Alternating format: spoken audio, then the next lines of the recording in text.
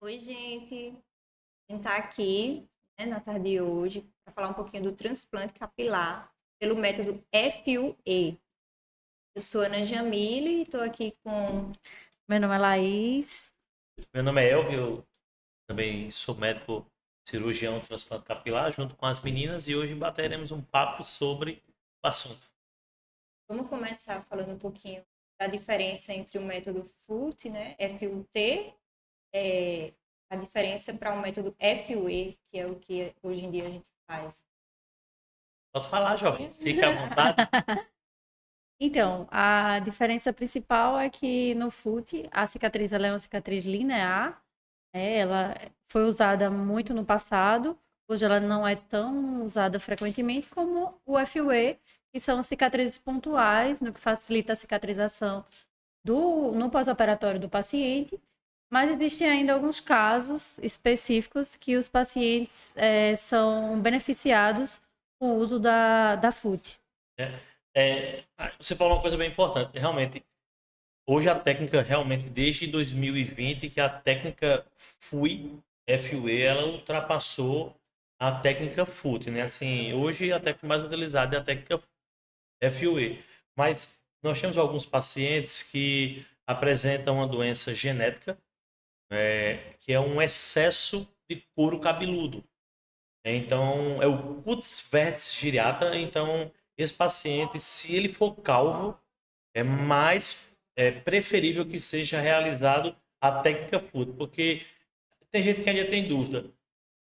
A FUT, a gente vai na região occipital, que sempre vai ser a região doadora, e a gente retira uma tira, uma faixa. E essa faixa a gente retira e faz a lapidação de uma unidade folicular para ser implantada no couro cabeludo. Então, quando a gente retira essa faixa, para quem tem esse excesso de couro cabeludo, é de extrema importância. Por quê? Porque ele faz reduzir. Aí você está fazendo né? Já reorganiza. Você está fazendo uma cirurgia plástica para uma retirada, né? Se fosse comparar com um abdominoplastia, era um couro cabeludoplastia, né? Tirou o excesso. Tirou o excesso. Então, praticamente hoje, nos dias atuais, por essa técnica, acredito que só essas indicações mesmo, nada mais do que isso, né? Claro que tem cirurgiões que ainda fazem essa técnica, realmente não conhece a técnica, não tem habilidade na técnica FUE, mas... A expertise, né? Eles usaram durante tanto tempo a FUT e para eles migrarem para a FUE leva um tempo, né? A curva de aprendizado leva um tempo para eles serem tão bons quanto eles foram no passado. Isso mesmo, é muito importante. E como você está falando do passado, né? Então eu vou puxar alguma coisa do passado que era algo obscuro que a gente não sabia realmente como que conseguia fazer esse transplante da técnica FUE para dar tão certo. E a gente tem visto que quanto mais tem se aprimorado, mais os transplantes dão certo, porque o folículo tem ficado bem menos tempo fora do corpo. Então, tem ajudado demais, né? Exatamente. No passado, tirava-se durante um dia e guardava para no próximo dia fazer a implantação. Então, hoje a gente retira e faz e tenta fazer isso no menor intervalo de tempo possível para ter menos perdas de unidades foliculares. E ainda fazemos, aí eu e o Jamile fizemos um curso em Campina Grande, lá com o Dr. Carlos, inclusive muito bom curso, onde a gente fazia uma retirada e a gente fazia um controle de temperatura bem rigoroso. Né? Fazia tudo isso é muito importante para que não seja perdido as unidades foliculares. Cuidado com a umidade folicular, o ambiente, tá úmido, não está quente, né? Tá com uma temperatura baixa, ao frio. E também a agilidade, né? De colocar logo, de implantar. Tudo isso favorece que o folículo não corra, né? Tem uma boa pega. Com certeza. E para quem realmente está iniciando, né, o transplante capilar, sem sombra de dúvida, a melhor técnica para se dedicar é a FUE. A gente tem observado que eu costumo dizer que o transplante capilar é muito fácil de ser feito, até você fazer. Quando a gente estava conversando isso antes, quando a gente começa a fazer, quanto mais a gente tem feito, mais a gente tem visto a complexidade, Os né? pormenores, A necessidade né? de ir se aprimorando, né? Detalhes. Sempre a gente consegue achar uma falha, algo a aperfeiçoar, melhorar. E, É uma cirurgia muito complexa, né? De muitos passos. eu considero muito complexa, né? Apesar de você... eu achava extremamente simples. Quando eu comecei realmente a operar, eu vejo a complexidade. Porque você mistura a arte com ciência, com resistência física, Com matemática. com matemática. A gente precisa ver a área, precisa calcular a área, a gente tem que ter uma noção da matemática, senão a gente se perde. Imagina aí, a gente tirou 3.000 unidades foliculares, fez 5.000 incisões. Se a gente não fizer um cálculo bom. Exatamente. E também saber quanto de área doadora a gente vai ter disponível, né? E nem todo paciente vai conseguir tirar 3 e nem todo paciente vai precisar de 3. Então, tudo isso são contas que a gente precisa ter para proporcionar o melhor resultado e não danificar a área doadora. Com certeza. Porque é importante a consulta do paciente. O paciente, quando ele chega para você, a primeira consulta dele, essa avaliação para você fazer, né? Ali a marcação de tudo, como é que vai ser o seu raciocínio em relação, né, à retirada da área doadora para a área receptora. E também Uma saber se vez- esse paciente é capaz de realizar o transplante, né? Nem todo paciente.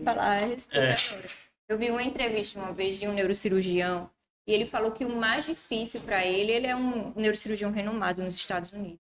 Não lembro o nome agora. E ele disse que, na entrevista, que o mais difícil não era a técnica que ele tinha, ele ser super premiado e tal. Era a indicação da cirurgia. Quando era indicado e quando não era. E aí eu queria falar, que a gente falasse aqui. Quando é indicado e quando não é indicado fazer Na verdade, capilar. né? Primeiro, existe 2 momentos, né? Quando é que eu preciso de transplante capilar? Na verdade, quando você se sente incomodado. Se você tem entrada, você tem uma calvície grau 1, grau 2, grau 3, e não te incomoda, não tem porque você fazer um procedimento estético que não te incomoda. Eu acho que é necessário. Então, e se você for seguir um passo a passo, quanto é que eu preciso? Eu elencaria isso como o mais importante. Se eu fosse no transplante capilar, para você que é médico, a gente está conversando aqui, a segunda coisa é você tem que avaliar a técnica que seu cirurgião utiliza. Porque você pode ter a maior expertise do mundo, mas se você comparar quem tem expertise em usar pinça e quem tem expertise em usar o implante, o keep, de longe o cabelo vai ficar mais natural com esse profissional. Então, você tem que ser sabido isso do paciente quando ele vai escolher. Como a gente é médico, a gente pode falar, você vai operar uma vesícula. Você pode ser o maior cirurgião de vesícula, cirurgião geral que opera vesícula aberta. De longe, quem opera bem por vídeo vai ganhar de você. Não é só a expertise, é a técnica. Se a técnica ela tem se aprimorado, se tem melhorado, você tem que procurar quem faz a melhor técnica, quem utiliza a melhor técnica, não é isso? Concordo. E antes de você escolher a técnica, vão existir algumas doenças no couro cabeludo que vão contraindicar a cirurgia e vão pedir um tratamento prévio antes de você levar esse paciente para o transplante. Às vezes o paciente paciente que nunca foi tratado, que tem uma limitação da área doadora, então é um paciente que merece ser tratado por um tempo para posteriormente realizar o procedimento. Então, tudo isso você precisa de uma boa anamnese. O parêntese, né? A gente, né, vê que o paciente que vai geralmente buscar, né, o transplante capilar é o paciente da alopecia androgenética. E nas alopécias cicatriciais, quando a gente, né, faz essa cirurgia, o que é que a gente indica? Na verdade, a gente tem que ter aí, ó, pronto, saber uma calvície, tudo isso é mais simples de se conhecer. Mas quando você pega uma doença inflamatória, você tem que ter muita segurança no que está fazendo. Porque você pode causar um grande dano ao paciente. Então você vai ter que tratar e essa doença ela tem que estar Estabilizada. estabilizada em um bom tempo. Quanto tempo? Geralmente 1 ano. Eu seria mais rigorosa em dizer 2 anos e ainda pediria um parecer da dermatologia para estar bem amarrado. Eu fico mais tranquilo quando tem 3 anos. O paciente tá com 3 anos, olha só com a discussão, né? A literatura vem de... Sabe por quê? Porque é uma doença inflamatória que vai ter uma inflamação natural do couro cabeludo. Então, é uma doença que tem uma grande propensão, se eu fizer errado, indicar errado, no momento errado, de ter toda a perda, né? Tem uma perda total das foliculares. Você falou sobre a alopecia, né? Só que existem doenças que vão estar ali, que vão passar despercebidas. Uma delas vai ser a areata. Às vezes o paciente tem ali um iniciozinho de uma areata que você não viu na primeira avaliação, ou que o paciente omitiu de você, que ele já teve no passado. Então, assim, essas doenças precisam estar bem estabilizadas para um transplante, porque no pós-operatório do transplante pode desencadear uma areata num grau maior e você perdeu sua Na cirurgia. verdade, operar mal indicado, você vai ter um problema a vida toda. Exatamente. Você vai ter, indicou errado, você pode ter um grande problema para a sua carreira. Então, eu sou muito Por isso que tem esse criterioso critério, né, todo de pra- fazer isso. Eu sou muito, talvez, melindroso, porque eu não quero jamais que uma pessoa... E a gente sabe que o transplante capilar não é tão...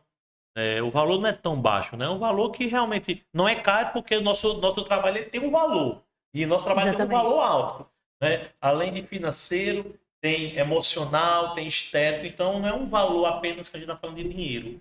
E eu não quero que esse valor traga no paciente um dano. Muitas vezes é um valor que envolve muitas coisas. E eu não quero problema. Eu quero que ele venha para mim.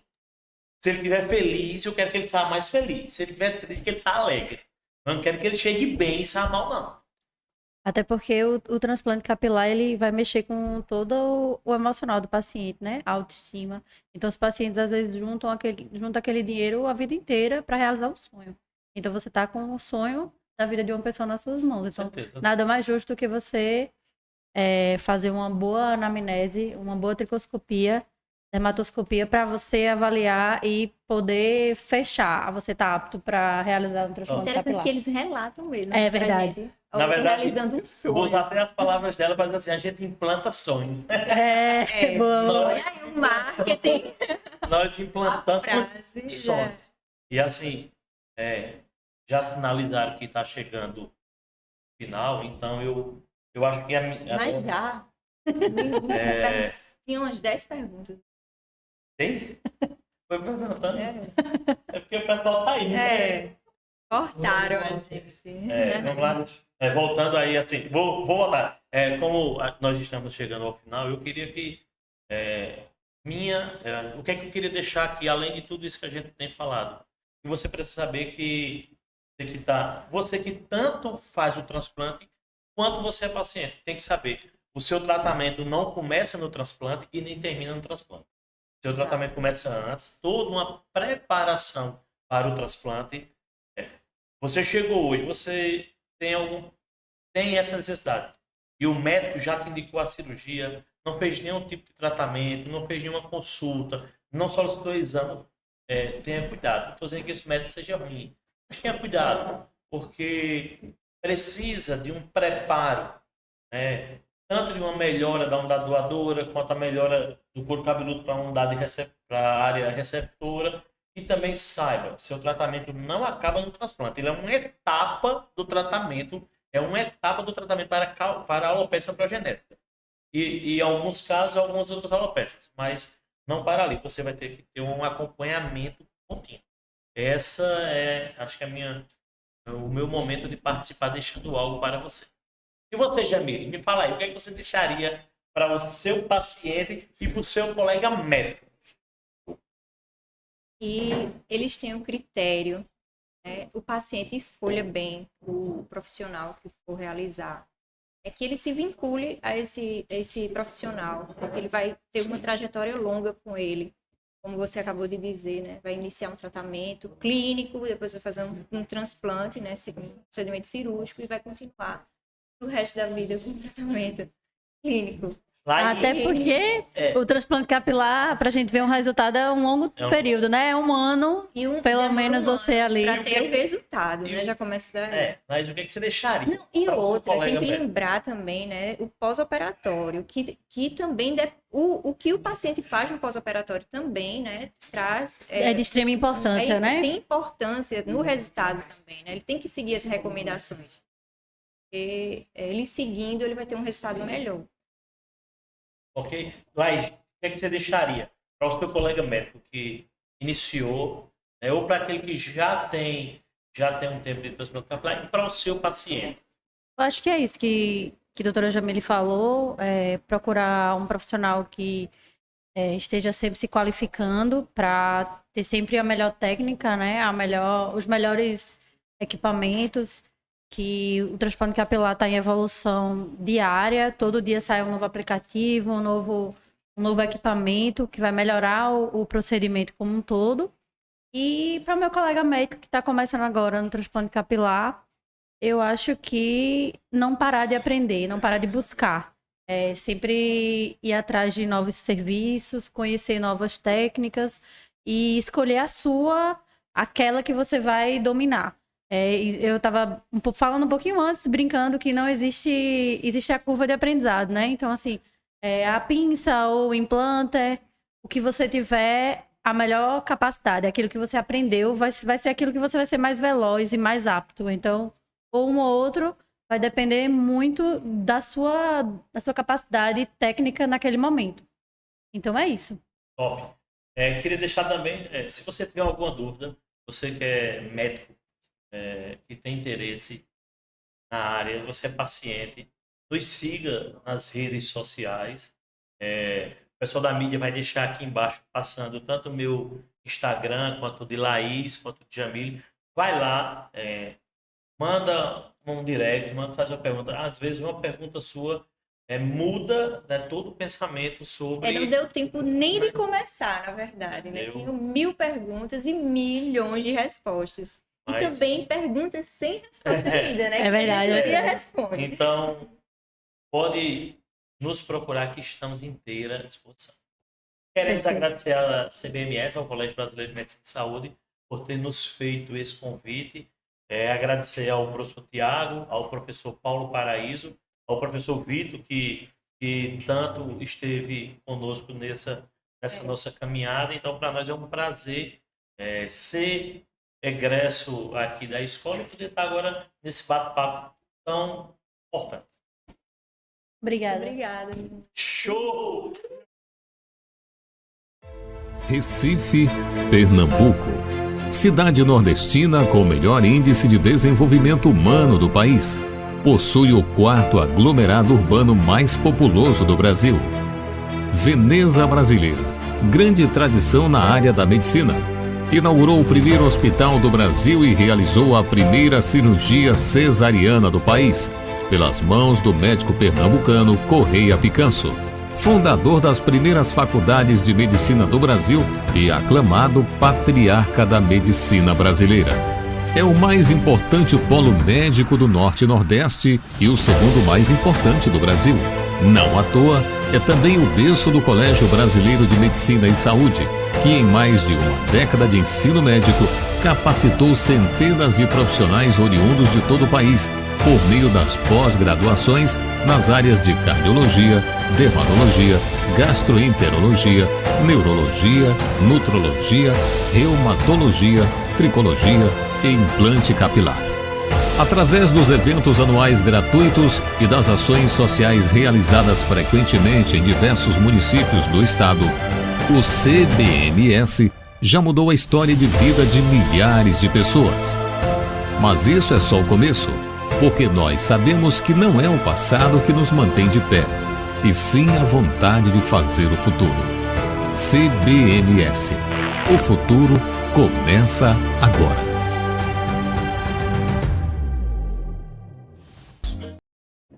Não, sem álcool, Thomas. Estamos no ar. Vamos lá, então. Hoje a gente vai estamos recebendo aqui Dr. Galberiano Carvalho, ele que é médico de Salgueiro e pós-graduado em dermatologia pelo CBMS e hoje diretor do Instituto Galberiano Carvalho. É uma honra recebê-lo aqui. Eu queria que o senhor se apresentasse para a nossa audiência. Opa, a honra é toda minha voltar para casa. Então, fiz a formação médica aqui de pós-graduação em dermatologia. Fiz dermatologia clínica, cirúrgica, implante capilar e tricologia. E acabei voltando para o interior e atuando, entendeu?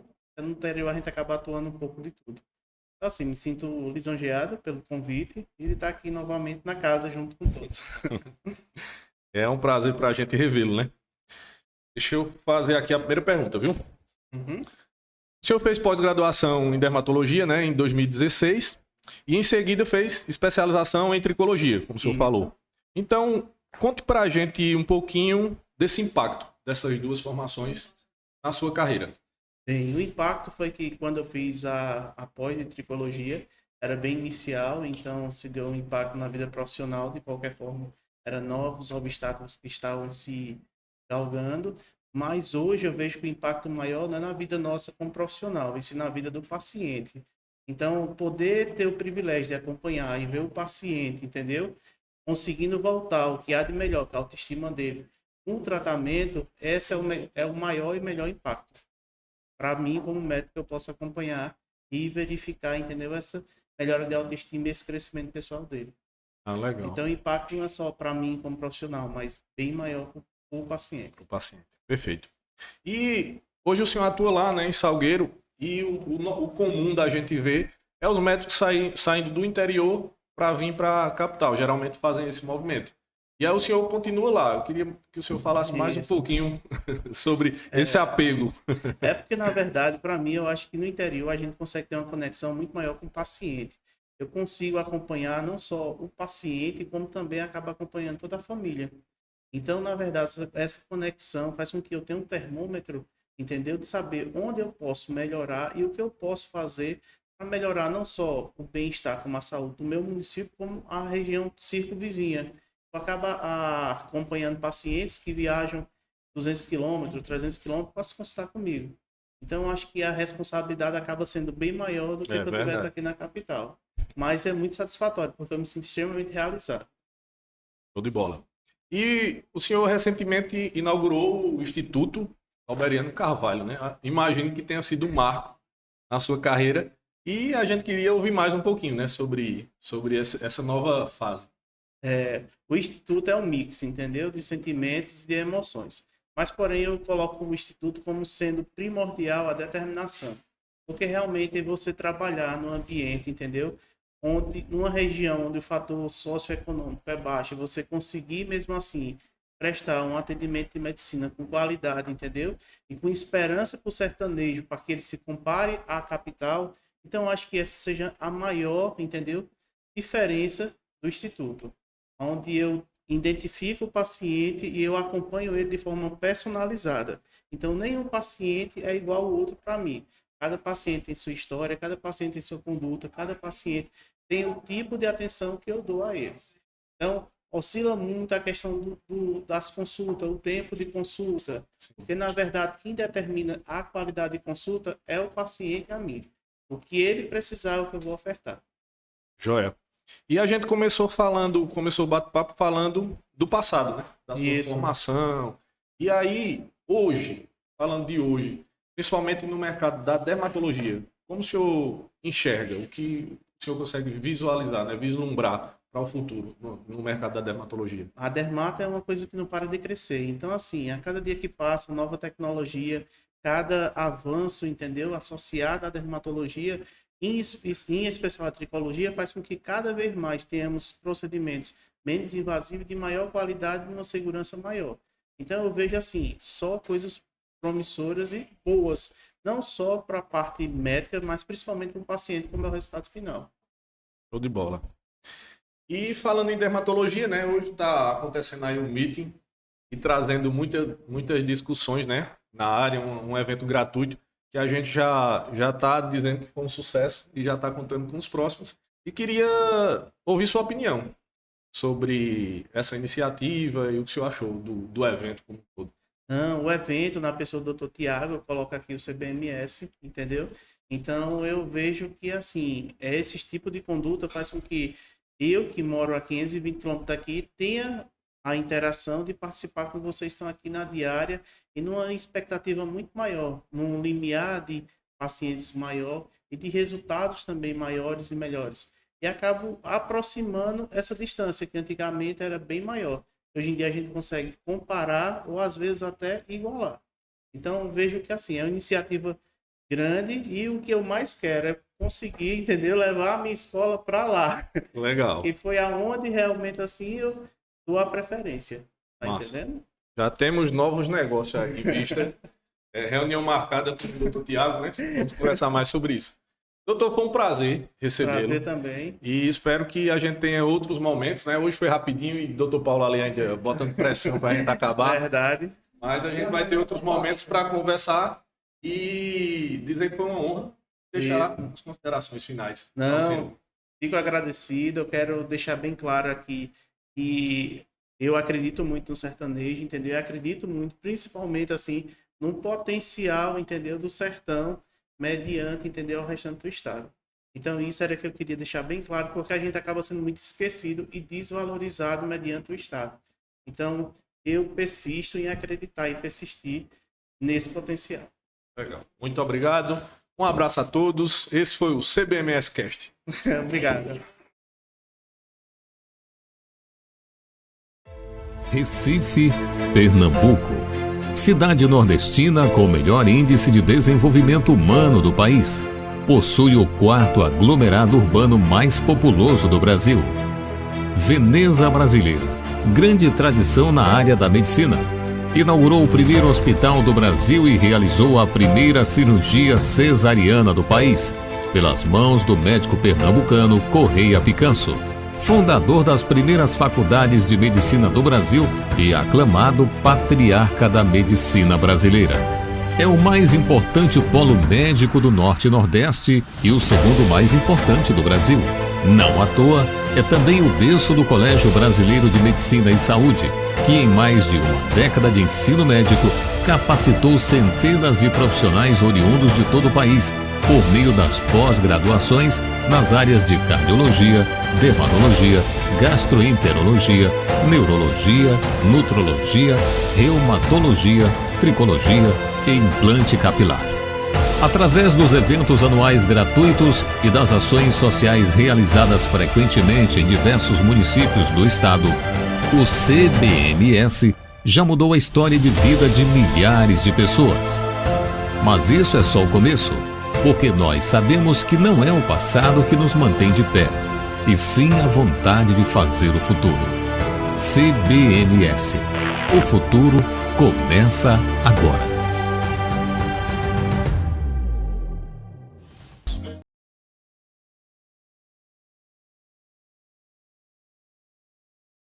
Mas é lá, normalmente.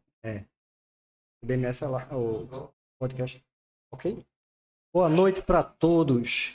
Mais uma vez aqui no podcast da Liga Dermatológica. Agora da Liga Dermatológica não, do CBMS Meeting 2023. Um preparativo ao nosso congresso em março de 2024. Um programa gratuito para médicos, nutrólogos, dermatologistas de todo o Brasil. Espero vocês também no Congresso 2024. Hoje temos a presença aqui nessa sala que vai falar um pouquinho de micrográfica. Na verdade, vai falar do complemento para a micrográfica de Mohs. Certo? A gente não vai falar da técnica, porque a técnica já é bem conhecida. Mas a gente está lançando um complemento para a micrográfica de Mohs. Primeiro, vou apresentar os meus convidados dessa sala, doutor, professor Tomás de Aquino, e ele é a enciclopédia dermatológica aqui do CBMS, querido por todos os pós-graduandos. Deixa até ciúme dele, tal. Ele é o queridinho dos pós-graduandos aqui, todo mundo fala dele. e a gente tem o maior prazer de ter esse acréscimo aqui no CBMS. Ele vem do Rio Grande do Norte, né? Foi professor da Universidade do Rio Grande do Norte. E tem uma técnica muito interessante que eu já presenciei, da citologia na oncologia cutânea. Ele vai falar um pouquinho dessa técnica que é dele. Certo? E Dr. Gerson, nosso cirurgião plástico. Doutor bonitão do CBMS, galã, olha aí, tal. E que faz as nossas cirurgias reparadoras no CBMS. A gente deixa o feioso e ele vai lá ajeitar, deixar a beleza, unindo o útil ao agradável da cirurgia oncológica, da cura, da funcionalidade e da estética.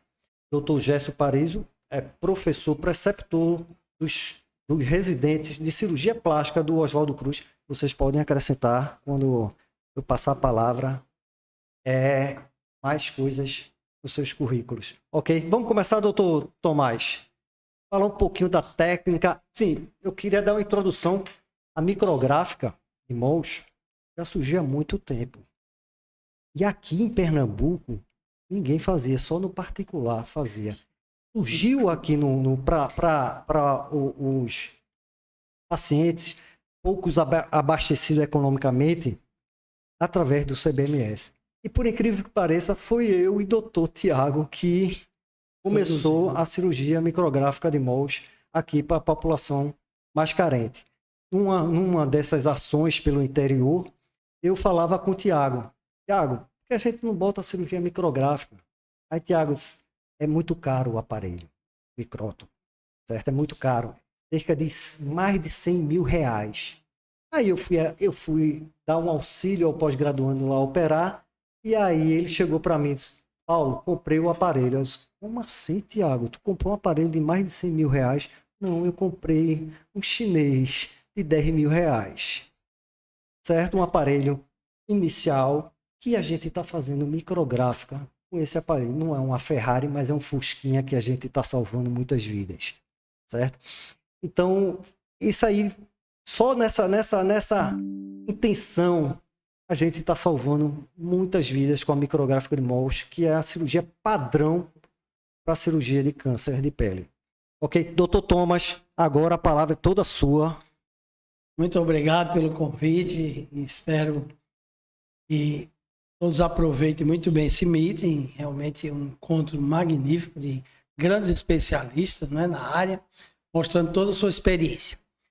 O exame citológico, ele pode ser usado para várias doenças cutâneas. É um exame simples, barato, de baixíssimo custo e tem todas as indicações assim que pode ser usado na cirurgia oncológica. Então, ele inicialmente começou na França com Tizanque, em 47, o estudo dos pênfilos. Viu aquelas células da epiderme soltas e você pode dar o diagnóstico de uma doença bolhosa cutânea. Depois de algum tempo, começaram a usar nos tumores cutâneos.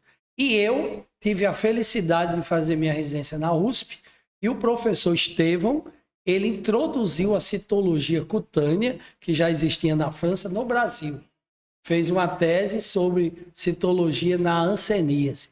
E ele foi meu professor, me ensinou a corar e colher as primeiras lâminas. Eu me interessei muito pelo assunto e vinha fazendo de forma até como hobby, assim, colhendo citologia de alguns tumores e vi que o assunto era muito interessante. Eu acho que não há nenhum inconveniente o cirurgião dermatológico, o cirurgião plástico, antes de operar um tumor, colher um pequeno esfregaço do tecido, chamado esfregaço dérmico, ou um esfregaço da borda do tumor, e você tem mais um exame complementar, sem necessidade nem de anestesia local, um exame tecnicamente muito simples, e você pode fazer uma coloração imediata. E antes do procedimento cirúrgico, você já tem um exame complementar, que cada vez mais deve ser desenvolvido e valorizado, e você vai saber já, muitas vezes, qual é o tipo de tumor que você está operando. Então, bom. Isso ajuda muito. E eu, assim, extrapolei um pouco numa das cirurgias que eu estava observando. a colega retirou um vaso celular no nariz do paciente e ela já ia fechar um pequeno retalho e eu falei, olha, antes de fechar, vamos fazer um raspado no fundo dessas feridas cirúrgicas. Para minha surpresa, eu estava na sala, fiz uma coloração imediata e deu positividade para as células basalióticas. Então eu falei, não fecha ainda que a margem profunda está comprometida. E aí ela aprofundou a margem, eu refiz o exame, os fregaços, e não tinha mais nenhuma célula tumoral. Ou seja, então eu fiquei todo entusiasmado, disse assim, eu inventei uma cirurgia de Mohs tupiniquim, brasileira, barata. Logo o pessoal que faz o Mohs lá do Sudeste já não gostou, né? Esse cara tá querendo mudar a cirurgia de Mohs, não é essa a intenção. Teve livro e tudo, né? pode Teve livro e tudo. ter condições de ter um exame simples, barato e muito útil e pode ajudar muito no cirurgião dermatológico. Evidentemente que precisa algum treinamento, alguma prática, mas tem alguns cuidados. Por exemplo, você não pode raspar as margens da ferida cirúrgica pegando o epitélio, e você pode trazer células da camada basal e ter uma falsa impressão de ser um tumor ali ainda presente quando é células normais da camada basal. Então, tem alguns cuidados técnicos que você tem que tomar, tá? Então, eu apresentei isso ao Tiago e ao Dr. Paulo. Eles ficaram também maravilhados com a possibilidade de fazer um estudo prospectivo e comparativo com o resultado histopatológico que virá depois e também na própria coleta da citologia durante a cirurgia de Mohs. Então, eu acho que é um trabalho que estamos iniciando e nós vamos fazer um estudo comparativo com coloração de Papa Nicolau e uma coloração rápida, que é o panótico, que a gente tem na hora o resultado, e talvez isso possa surgir um trabalho científico e as pessoas começarem a acreditar mais na possibilidade de um exame citológico durante a cirurgia de Mohs. Isso é uma confirmação na cirurgia micrográfica de Mohs, na verdade. Isso é você colher, ó, tem célula aí, tal, não tem célula aí. Você vai para o microscópio e analisar e vai confirmar ou não. E eu achei muito interessante isso aí, porque dá como se fosse um up, como se fosse um positivo, uma confirmação para a gente que faz a lâmina, que estuda a lâmina ali. Muito bom, doutor Tomás. Doutor Gerson, a gente tá impressionado com o uso do ultrassom hoje, tanto na cosmiatria e agora na cirurgia oncológica também. Aqui a gente falando em micrográfica, eu queria saber o ultrassom. Aqui na nossa mesa está a doutora Maíra, também dermatologista. Viu? Doutora Maíra, fica à vontade para perguntar a nossos convidados. Viu? Doutor Gerson, a gente está impressionado, porque a gente já sabia do ultrassom na cosmiatria, até para identificar aqueles vasinhos que no preenchimento, para não dar aquela necrose, a temida necrose após preenchimento e tal. Agora, na oncologia, na cirurgia oncológica, fala um pouquinho do ultrassom. Então, o ultrassom, eu vejo ele na cirurgia oncológica, o principal foco dele seria... Tem uma questão diagnóstica, ele consegue realmente dar diagnóstico diferencial em tumor de célula basal, melanoma. Por algumas características a gente consegue dar esse diagnóstico, mas o foco do ultrassom na cirurgia oncológica é exatamente a gente pegar um diagnóstico clínico por dermatoscopia de uma lesão sabidamente melanoma e antes da cirurgia a gente tem um exame que vai me guiar em relação à profundidade daquela lesão. Se aquela lesão já é uma lesão avançada ou não. Então não vou precisar, de repente, eu sei que é um melanoma pela dermatoscopia e eu vejo um ultrassom com invasão de subcutâneo. A gente já toma conduta, não espera. Já poderia, dali mesmo, tomar a conduta. A conduta de fazer esvaziamento. Isso é muito interessante. Não precisa uma cirurgia de até dois aproveitar o momento. Pela ultrassonografia, você consegue ver, por exemplo, uma metástase em trânsito ou mesmo adenomegalia acompanhando aquele melanoma? Consegue. A gente tem no diagnóstico do melanoma, o diagnóstico ele é clínico, Patológico. pela dermatoscopia, no caso. Então a gente consegue definir, é um melanoma, a gente consegue ver a profundidade dele, invade ou não invade, a gente consegue ver se ele tem metástase em trânsito, a gente consegue ver se tem invasão linfonodal. Então, antes de retirar, você já consegue definir o Breslow. Ali Não é que a gente praticamente vai um conseguir Breslow. definir o Breslow, mas a gente vai ter uma ideia do estadiamento daquela lesão. Ainda a definição do Breslow ela vai ser dada pela histopatologia. Mas, dependendo de qual estágio o paciente se encontra, eu já vou ter uma conduta, ao invés de ter uma cirurgia em 2 tempos, já ter uma cirurgia definitiva. Isso é interessante. Então, ao invés de eu fazer uma biópsia incisional, esperar o resultado do histopatológico para reabordar... Incisional com margens ainda. Incisional. Você faria uma incisional. Eu passo frente, eu já posso fazer, eu sei, sabidamente essa lesão invadiu o subcutâneo.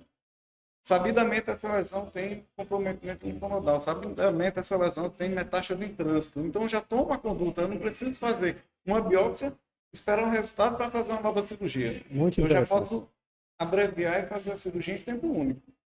E até a pesquisa do linfonodo sentinela, né? Isso. Também. A gente já vai direcionado, porque a gente Direcionado para- consegue ver metástase. Você vai conseguir fazer um bom estadiamento Muito no bom. auxílio da ultrassonografia. Nas lesões mais superficiais, a gente ainda vai depender do estadiamento histopatológico. Mas as lesões um pouco mais avançadas, a gente já consegue. Por exemplo, eu consigo definir epiderme, derme superficial, derme profunda e subcutâneo. Então, eu tenho uma lesão que invadiu a derme profunda. A conduta está fechada. Eu tenho uma lesão que eu não sei se ela está invadindo a subcutâneo. Desculpa. Se ela está invadindo a derme profunda, se ela está só na superficial, eu vou precisar do patológico. Mas, em grande maioria dos casos, eu vou abreviar. Muito bom, muito bom. Doutora Maria, quer alguma pergunta a mais para os nossos convidados? Em relação ao melanoma nodular, eu fico imaginando que a gente já consegue determinar ali realmente, de fato, a profundidade dele. E aí também já conseguiria, em um tempo só, como você falou, resolver aquele paciente, sem fazer a pesquisa do linfonodo sentinela. Seriam em alguns passos, né, a terapêutica. Primeiro, a gente faria lá a retirada da lesão com margens exíguas. Depois, faria a pesquisa do linfonodo sentinela de acordo com o Breslow e tudo mais. E isso diminuiria o tempo de tratamento e talvez diminuiria a chance de recidiva, ou então melhoraria o resultado terapêutico. Com certeza. Acaba que, em relação a custo, fica mais econômico. Cirurgia, se a gente puder fazer a cirurgia em tempo, a gente otimiza a equipe, que a gente já vai definindo o que vai fazer. A gente otimiza o sistema, quando a gente fala de sistema SUS, a gente otimiza o sistema SUS, que não é muito fácil a gente ter maleabilidade de conseguir vaga para estar encaixando o paciente de urgência. Então, assim, o ganho é geral em todos os sentidos, tanto econômico, como eu falei, principalmente do paciente.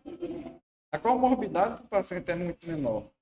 O internamento único é uma coisa, 3 internamentos é outra coisa totalmente diferente. Muito bom, do ponto de muito vista bom. psicológico, do ponto de vista de angústia que esse paciente vai ter. Eu fico muito alegre com essa notícia. Agora, devemos lembrar os nossos telespectadores que continua ainda a cirurgia de melanoma em 2 tempos. Isso aí é um avanço que precisa de estudos, que precisa de ultrassom. Nós sabemos que é um operador dependente. Então, precisa de mais estudos, precisa de aperfeiçoamento, tal. A cirurgia continua uma cirurgia em 2 tempos. Mas eu fico muito alegre com essa notícia, principalmente com relação ao melanoma. É isso que Paulo disse. O padrão é cirurgia em 2 tempos, é o padrão. Mas isso é um paradigma que em breve a gente vai... Com certeza, com quebrar certeza. e- Tudo tá crescendo hoje em dia. Mais alguma pergunta para os nossos convidados? Porque a festa já começou aqui no CBMS e a gente já vai descer. Eu queria agradecer mais uma vez a nossa equipe de TI, o mago Alejandro, certo? O nosso Jailson, certo? e toda a equipe CBMS que promove isso não é um congresso de 2 dias, não é um encontro de 2 dias. Isso já vem formado há meses atrás.